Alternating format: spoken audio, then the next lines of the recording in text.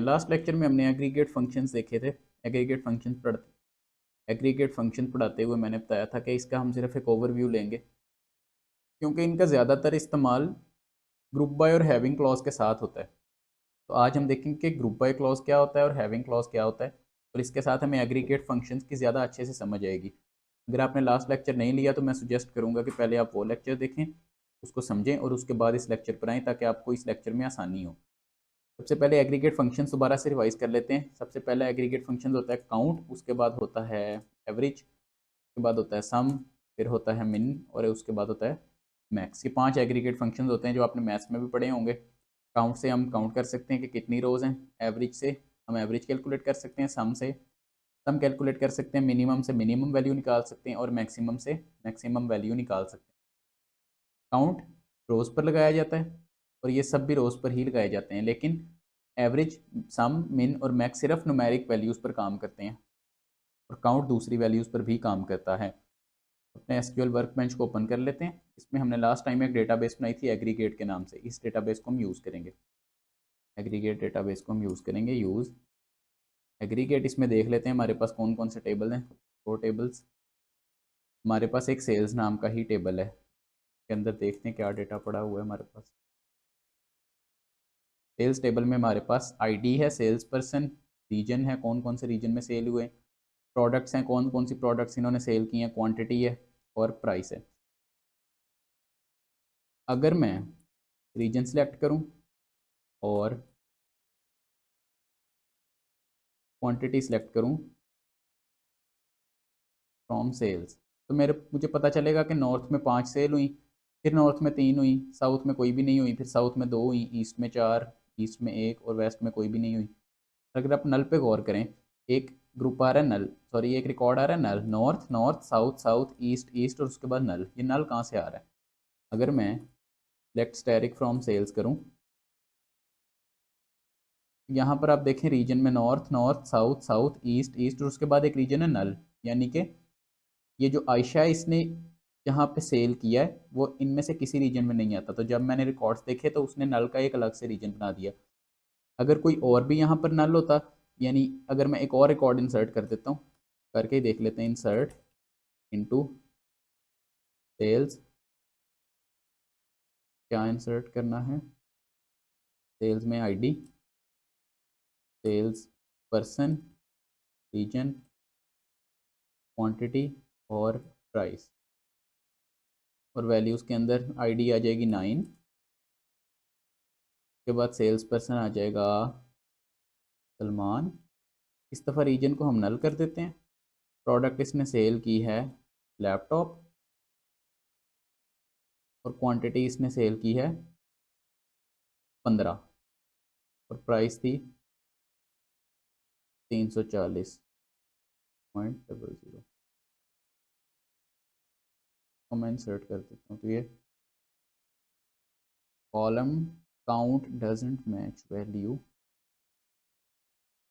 एक कॉलम्स में हमने गलती कर दी है। टेबल देख लेते हैं एक दफ़ा स्ट्रक्चर, सेल्स टेबल का क्या स्ट्रक्चर है। आईडी है, सेल्स पर्सन है, देन रीजन, उसके बाद प्रोडक्ट है, फिर क्वांटिटी है और फिर प्राइस है। ID, sales person, region, product, quantity और प्राइस। दोबारा से इंसर्ट करके देखते हैं, इस दफ़ा ही सक्सेसफुल इंसर्ट हो गया। लेफ्ट स्टैरिक फ्रॉम सेल्स को रन करते हैं, तो हमारे पास अब एक डेटा और आ गया जिसमें रीजन नल है। अगर मैं दोबारा से आपको रीजन दिखाऊं, सिलेक्ट रीजन और क्वांटिटी फ्रॉम सेल्स, इस दफ़ा आपको 2 नल रीजन नज़र आएंगे, north north, south south, east east null, फिर वेस्ट और उसके बाद दोबारा से नल। लेकिन मैं चाह रहा हूँ कि मेरे पास नॉर्थ का डेटा इकट्ठा आ जाए एक दफ़ा में, साउथ का एक दफ़ा आ जाए, ईस्ट का एक दफ़ा, वेस्ट का एक दफ़ा और नल का एक दफ़ा। यहाँ पर हमारे काम आती है ग्रुपिंग। मैं लिखूँगा सिलेक्ट सम ऑफ क्वांटिटी, कहाँ से लाना, सेल से, और इसके बाद लगाएंगे ग्रुप बाय। ग्रुपिंग कैसे करनी है, हमने रीजन वाइज ग्रुपिंग करनी है। ये क्यूरी तो चल जाएगी, लेकिन इसके साथ एक इशू है। हमारे पास ये पता नहीं चल रहा कि कौन से रीजन में 8 सेल हुई हैं, किस में 2 हुई हैं, किस में 5, किस में 18 और किस में कोई सेल नहीं हुई। इसलिए जब आपने जिस तरह से ग्रुपिंग करनी है वो आपने सिलेक्ट के बाद लिख देना है। रीजन वाइज ग्रुपिंग की थी तो रीजन लिख दिया। आप देखें नॉर्थ में 8, साउथ में 2, ईस्ट में 5, वेस्ट में कोई भी नहीं हुई और एक नल का अलहदा से ग्रुप बन गया, उसमें 18 सेल हुई हैं। आपको ये समझ आ गई होगी। अगर हम चाहें तो हम प्रोडक्ट वाइज भी चेक कर सकते हैं। Select product, sum of quantity from sales group by product. इस दफ़ा हमारे पास प्रोडक्ट वाइज ग्रुपिंग हो गई। Laptop 27, phone 1, tablet 5। अब हम ग्रुप बाय की एक एक्सरसाइज करेंगे जो मैंने इसी टेबल के हिसाब से डिज़ाइन की हुई है, सेल्स टेबल से। स्टार्ट करते हैं। सबसे पहला क्वेश्चन है, show the total quantity sold for each reason. आपने बताना कि हर रीजन में कितनी क्वांटिटी सेल हुई है। अभी हमने ये क्वेश्चन सॉल्व किया है। सिलेक्ट, रीजन वाइज करना है तो रीजन लिखेंगे, सम कैलकुलेट करना है क्वांटिटी का। कहाँ से करना है? सेल्स वाले टेबल से। और इसको ग्रुपिंग कैसे करनी है? Group by region, region wise आप इसको ग्रुप करते हैं तो हमें पता चलेगा कि नॉर्थ में कितनी सेल हुई, साउथ में कितनी हुई, ईस्ट में कितनी हुई, वेस्ट में कितनी हुई और नल में कितनी हुई। Then show the average price of each product type. तो प्रोडक्ट वाइज आपने ग्रुपिंग करनी है। सिलेक्ट, प्रोडक्ट वाइज ग्रुपिंग करनी है तो प्रोडक्ट लिखेंगे और एवरेज आपने निकालनी है प्राइस की। किससे, किधर से निकालनी है? सेल से। और इसको ग्रुपिंग कैसे करनी है? प्रोडक्ट वाइज करनी है। तो रन करेंगे तो प्रोडक्ट वाइज हमारे पास एवरेज प्राइस आ जाएगी। के बाद count how many sales each sales person has made. अब सेल्स पर्सन वाइज ग्रुपिंग करनी है तो सिलेक्ट सेल्स पर्सन। आपने बताना है कि एक एक सेल्स पर्सन ने कितनी सेल की है, तो सम निकाल लेते हैं हम क्वांटिटी का from sales group by sales person. तो रन करेंगे तो सेल्स पर्सन वाइज हमारे पास क्वांटिटी आ जाएगी कि उसने कितनी सेल की है। Then total revenue is equals to quantity multiply price, ignore nulls, show per reason.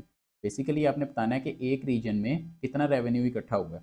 Revenue का मतलब कि आपने कितनी क्वांटिटी सेल की है और उसको आपने एक पीस की जितनी प्राइस थी उसके साथ आपने मल्टीप्लाई कर देना है तो रेवेन्यू आ जाएगा। ज़्यादातर हम ग्रुपिंग को यूज़ करते हैं रिपोर्ट्स बनाने के लिए। जब हम रिपोर्ट्स बनाते हैं तो उसमें हमें बताना पड़ता है कि किस रीजन में कितनी क्वांटिटी सेल हुई है, किस सिटी में कितनी क्वांटिटी सेल हुई है, या मल्टीनेशनल कंपनीज है वो ये दिखा सकती हैं कि एक कंट्री के अंदर कितनी सेल हो रही है। उसके लिए हम रेवेन्यू कैलकुलेट करते हैं। यहाँ पर आपने उसने कहा है कि रेवेन्यू बताओ आप रीजन वाइज, हर रीजन में से कितना रेवेन्यू इकट्ठा हो रहा है। तो इसके लिए हम लिखते हैं सिलेक्ट, सबसे पहले लिखना है कि ग्रुपिंग कैसे करनी है, रीजन वाइज। ठीक है, उसके बाद आपने कैलकुलेट करना है क्वांटिटी मल्टीप्लाई प्राइस। ये आपके पास क्या आ जाएगा? आपके पास रेवेन्यू आ जाएगा। और रेवेन्यू का क्या कर देना है? सम कर देना है। रेवेन्यू का सम कर दिया फ्रॉम कहाँ से? सेल्स वाले टेबल से। Group by region, region wise आपने इसकी ग्रुपिंग कर दी। जैसे आप रन करेंगे तो आपको पता चल जाएगा कि किस रीजन में से कितना रेवेन्यू इकट्ठा हुआ है। Next question is show the maximum quantity sold for each product type. Her product type की कितनी क्वांटिटी सेल हुई है। सिलेक्ट, प्रोडक्ट वाइज ग्रुपिंग करनी है तो प्रोडक्ट, और आपने क्वांटिटी मैक्सिमम निकालना है आपने क्वांटिटी फ्रॉम सेल्स के टेबल से ग्रुप बाय प्रोडक्ट।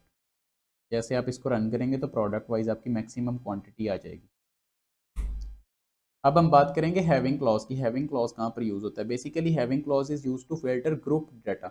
एक दफ़ा आपने डाटा की ग्रुपिंग कर ली, अब उसको अगर आपने फिल्टर करना है तो उसके लिए हम हैविंग क्लॉज यूज़ करते हैं।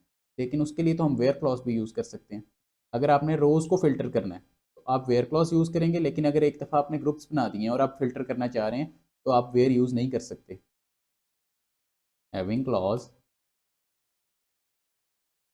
Having clause is use to filter group data.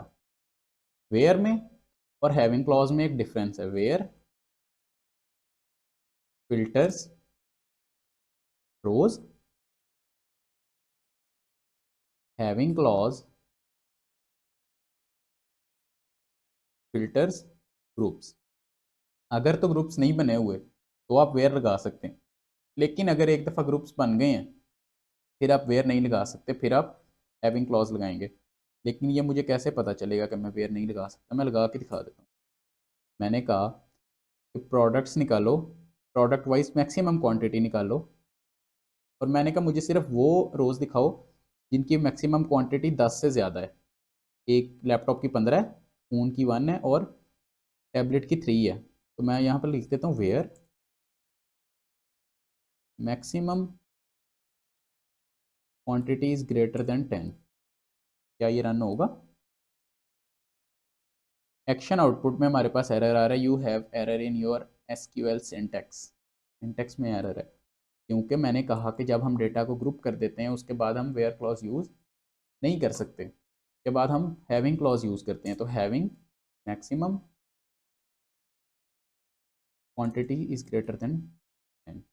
अब रन करेंगे तो हमारे पास कौन सा डेटा आ गया? हमारे पास मैक्सिमम क्वांटिटी आ गई 15। पहले कितनी आ रही थी? पहले 3 रोज़ आ रही थी। यहाँ तक हमारे पास 3 रोज़ आ रही थी, लेकिन जैसे ही मैंने इस पर कंडीशन लगाई अब मेरे पास कितनी रोज़ आने लग गई? मेरे पास सिर्फ एक रो आ रही है जिसकी क्वांटिटी 10 से ज़्यादा है। अब इसके भी हम कुछ प्रैक्टिस क्वेश्चन सॉल्व करेंगे। Region with more than 2 sales, region wise grouping करनी है। सिलेक्ट रीजन और सम करना है क्वांटिटी का from sales group by region. कौन से हमें चाहिए? जहाँ पर क्वांटिटी का सम है वो ग्रेटर देन 2 है। तो हमारे पास कितने रीजन्स आ गए? हमारे पास 2 रीजन है, नॉर्थ और ईस्ट, और एक नल आ गया। नेक्स्ट क्वेश्चन सेम है, फॉर्म रिमूव कर देते हैं। Find products whose average sold quantity is greater than 3।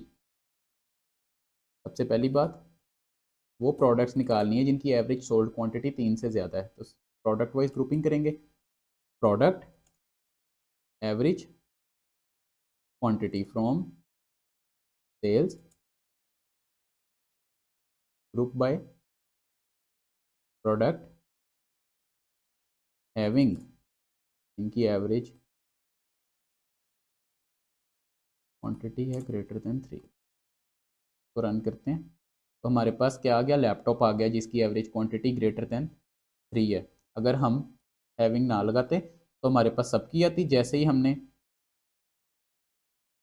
Condition लगाई तो हमारे पास कितने आ गए? सिर्फ एक आ गया, लैपटॉप। नेक्स्ट क्वेश्चन है, show sales person whose total product sold are greater than 5।